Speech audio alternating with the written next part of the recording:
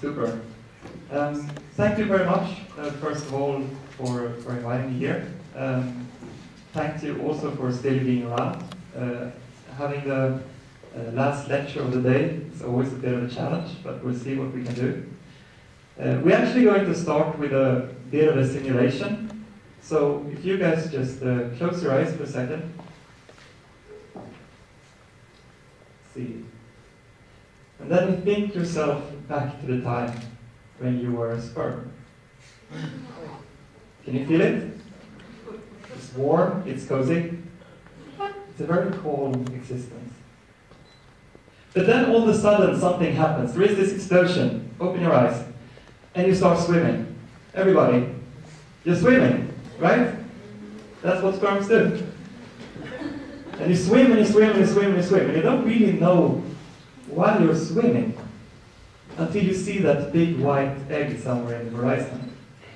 And then you realize in that instant that, wow, yeah, that's where I'm going. I want to go to that egg. And you look around you and you're swimming, you can see that there's 100 million other sperms around you. And everybody wants to reach that egg first. So you start swimming even faster, because you want to get there first. And still the question is, like, why do you want to get there? Why is it so important? And eventually you reach there, and you touch the egg. And you sort of dive in, and you look over your shoulder again, and you see that you are ahead of 100 million other sperms. And you just won your first competition. And the prize of the first competition ever is life. So what I want to say with this small story is that human beings are programmed to compete. Even before we're born, we're competing. But when we get out into the world, it doesn't stop there. It just goes on and on and on and on and on. We compete for food. We compete for shelter. We compete for jobs. We compete for educational spots at universities. We compete for attention. And we even compete for love. So, as you can tell, I am a pretty big fan of competitions and contests. Because in my work, I try to put the force, or this motivational force in a contest to work in different contexts.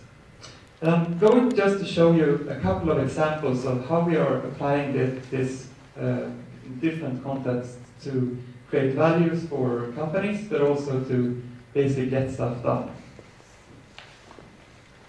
So, a couple of years ago, the Swedish Institute came to us, and they said, we have this problem.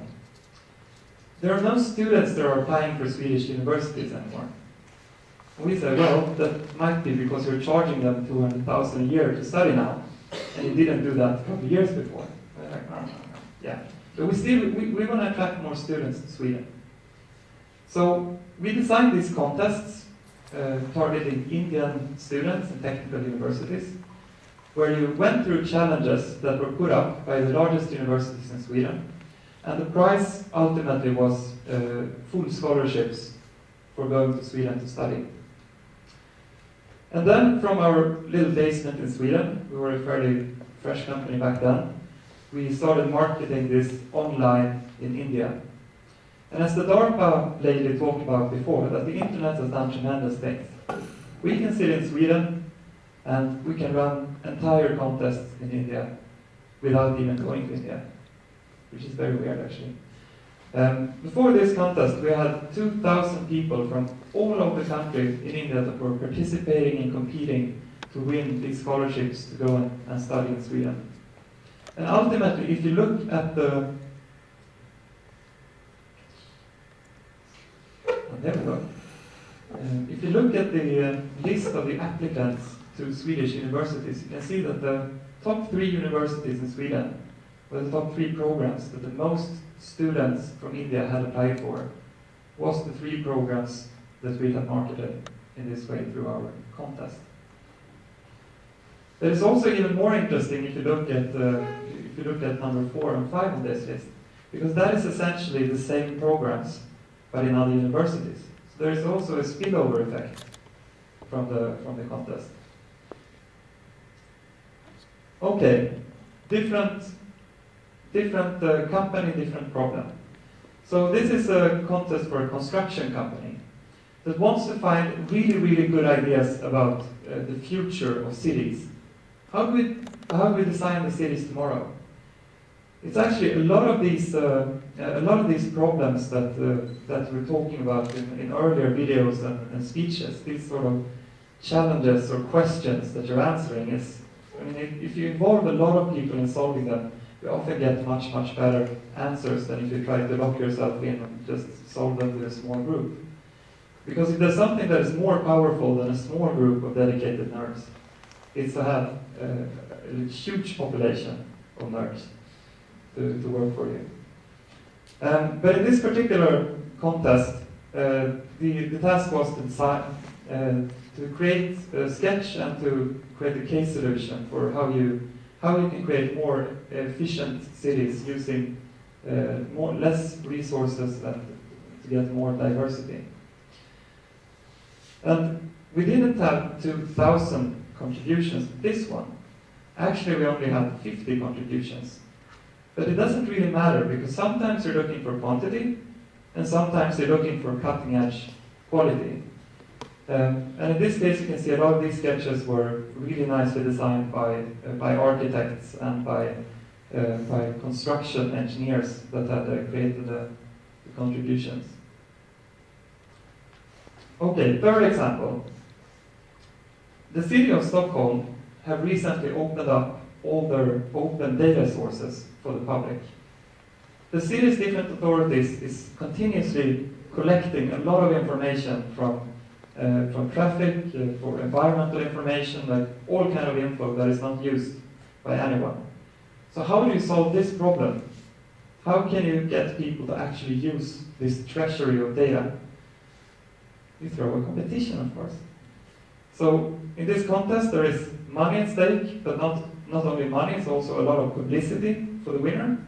And the task is to design an application that uses the open data in the city. And I just want to start with sharing some general learnings when designing these contests, because just in the same way as we have used these competitions to solve problems for these people, you guys can also use contests as one tool to solve the challenges or the problems that concern you. And the first learning is basically, if you want to get quality in what you do, you can expect to, you should have like a really, really high bar on the competition. It should be a high barrier and it should be difficult to participate, because in that way you attract the ones that are attracted to that type of challenge. On the other way, if you want to reach out to a very broad spectrum, to a very broad audience with whatever problem you have to solve, you can only have a very low barrier of entry, because otherwise it's not that many people that's going to participate in the contest. So, we started off talking a bit about sperms. Now we're going to talk a bit about the actual anatomy of the contest. And don't let this scare you, it's not as dirty as it could be. So, first of all, you need to have a challenge, a problem, something that needs to be solved. And in addition to this, you just need to think about, okay, so who is the pool of people that has the capabilities of solving this challenge? Who do we want to invite to the contest? And also, you need to have a prize. You need to have something that is really inspiring this pool to go through the hardships of the challenge so that they can get to the incentive in the other end. Because a competition or a contest, it is a hardship. It's like you're putting down efforts, you're putting down you're flowing down energy in solving whatever that task is. And the bigger the task is, the more energy you have to flow into solving it. Ah, that was a little too quick. Ah, that was a little slow. Now we're talking. And then also you need to have a funnel with some sort of criteria on what constitutes a good idea or a bad idea. Or maybe that's the wrong wording. It's rather which idea suits the purpose best.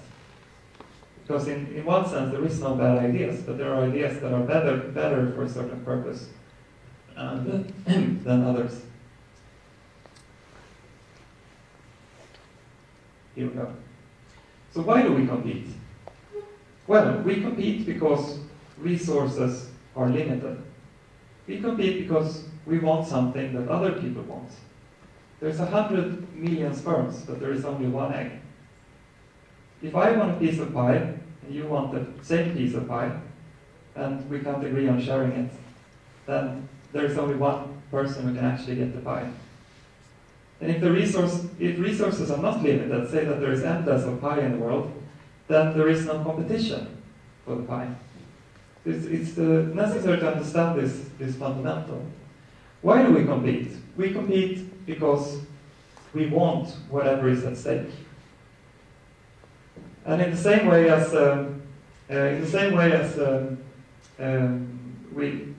there is no competition unless the resources are limited. Well, there is no competition if you don't want whatever is at stake in the competition. And also the third reason why we compete is because the challenge is reasonable.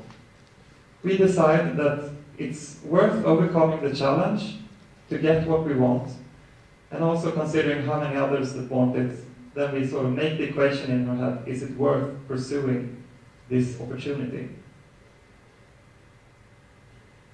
And this in turn brings, or what we see is that this brings strong motivation for action in people. If you have something that people want, and you have the limited resources and the challenge is reasonable, then you have a motivation for action.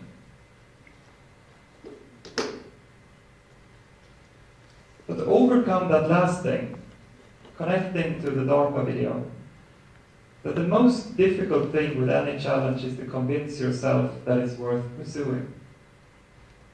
There's so many times that we think that we really, really want something, but then we think that it's too difficult.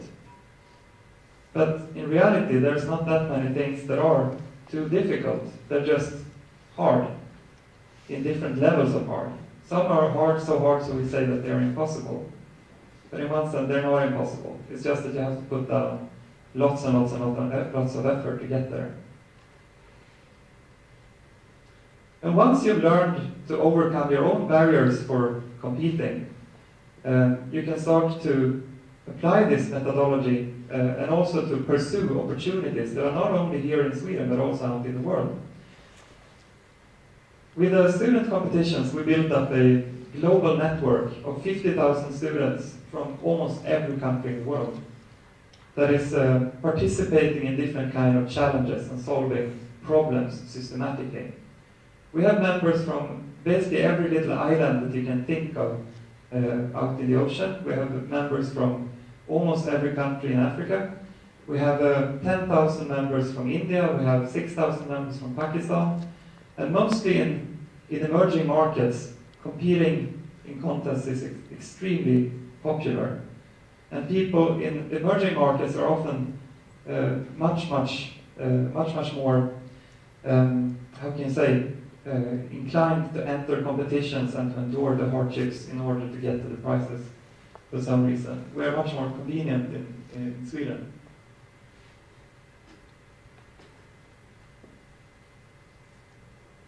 And today with the internet, it's not really a problem reaching out to people all over the world.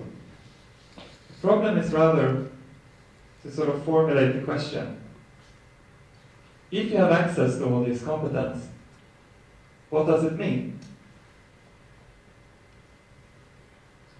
And which problem would you like to work on solving? I mean, even with access to all these resources in terms of problem solvers and so on, it's extremely difficult to sort of know for yourself. I mean, I still don't know which problems in the world that I want to address. I got a method, the contest, which is working very good. I got a community of solvers, which is working like extremely good. But then sort of formulating, okay, so what problems are we gonna work on? That's the absolutely most difficult part. Curing cancer, yeah, why not?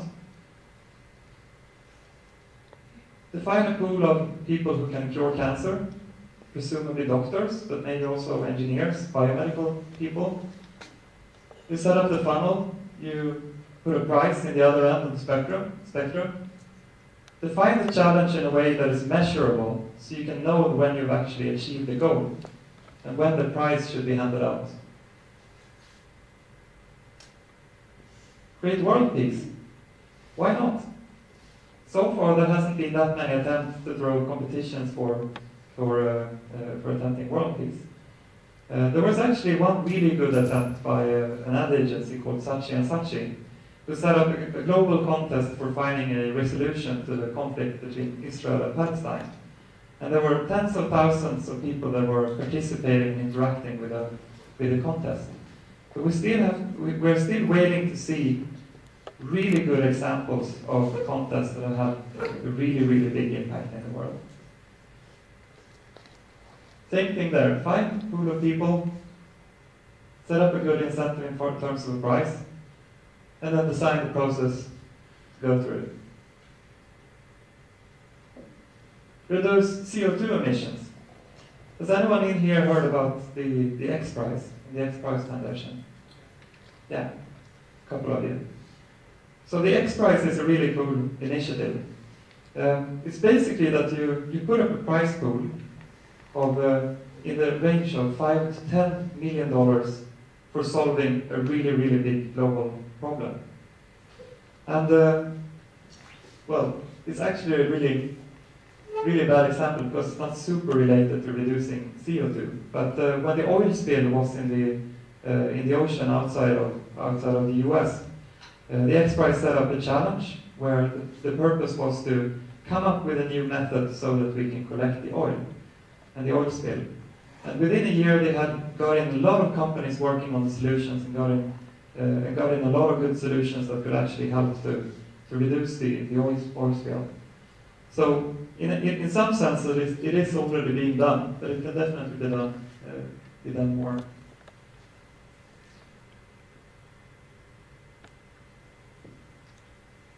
Okay. So there are some words missing here, obviously. But the question that I want to leave you with is, what problems do you want to work on solving? And when you know what problems you want to work on solving, using a contest as a methodology to get you there is a really, really good and effective way. The first thing you have to do is to challenge yourself and challenge your own mind.